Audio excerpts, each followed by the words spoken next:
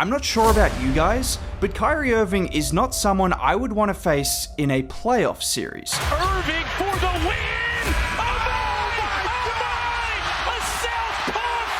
With the playoffs now upon us, there are always players that strike fear in opposition players and fans. Now, we all know the obvious ones, but I'd argue the way Kyrie Irving has been playing this season, and given the success we've seen him have in the playoffs, the Clippers should be absolutely terrified of trying to defend both him and Luka Doncic, because how many other players can do this? Kyrie gives the ball to Dwight Powell before pushing Powell of the Norman variety for the handoff, and look at the flexibility of Kyrie to get his knee to the ground, cooking Powell before he'd even dribbled the ball and then getting to the rim. This is what makes Kyrie such an impossible player to defend. He can beat you before he even puts the ball on the floor with his incredible ability to change directions at speed. Like on this play, where this time it's Paul George defending him. Well, that makes no difference because he moves towards Exum like he's looking for the handoff before then aggressively cutting back and creating acres of separation. Or against another elite defender in Lou Dort, where again, Kyrie fools him into thinking he's going for a handoff before viciously cutting back for the open three. How are you supposed to guard someone that is equally as dangerous without the ball in his hands as he is with the ball in his hands? And that's saying something, considering he could do things like this with the ball in his hands. To in front by 14, and darting in the paint, spectacular!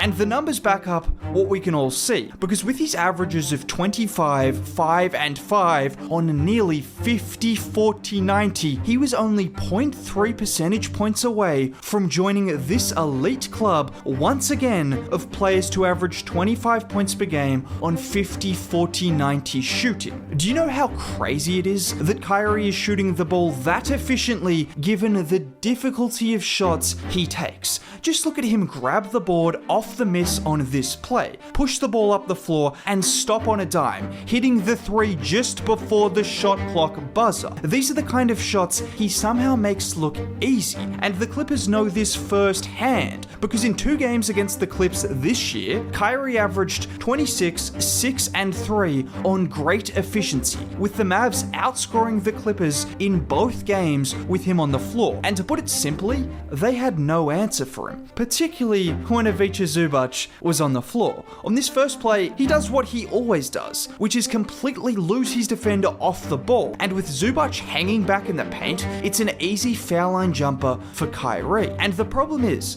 even when Zubac was in the right spot, it didn't matter at all, because watch here as he hits him with a nasty in and out dribble into a step back fadeaway, or in this play where he slithers to the middle of the floor before then spinning into a fadeaway that he banks in with ease. This is a matchup that the Mavs will look to exploit every single time down the floor, because if it's not Kyrie doing this, it's going to be Luka, and I can assure you it's not going to be pretty for the Clippers if Zubac plays extended minutes. Now, luckily for the Mavs, both Kyrie and Luka can operate against any kind of defense, because even if he's not attacking your big man off screens or switches, no defender is safe. Absolutely none. Like here where he gets the ball against an elite defender in Derek White. He jabs once, and then on the second jab, he hits him with a lightning crossover, and it's his ability to stop and rise for the jumper so quickly that White can't even get a hand up to contest. That's one of the best defenders in the NBA, and he couldn't even contest a 10-foot jumper in isolation.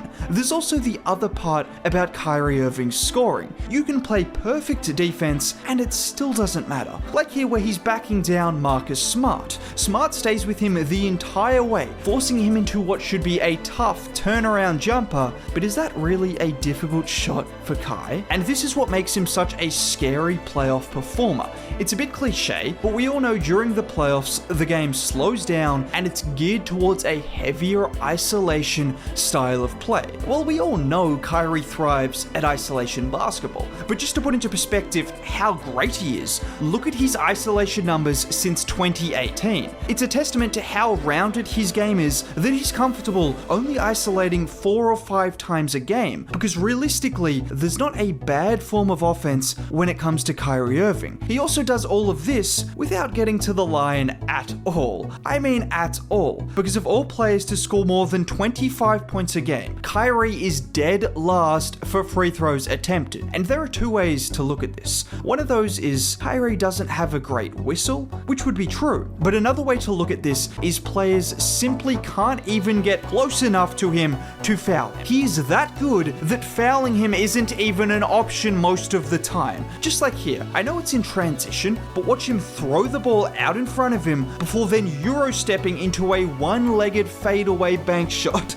Like, what is that? That's genuinely sicko stuff, and it's plays like that which is the exact reason so many young guards have the same response when asked who is the most difficult player they've had to guard. One guy that you watched on TV that is 100 times better in person. KYRIE Irving.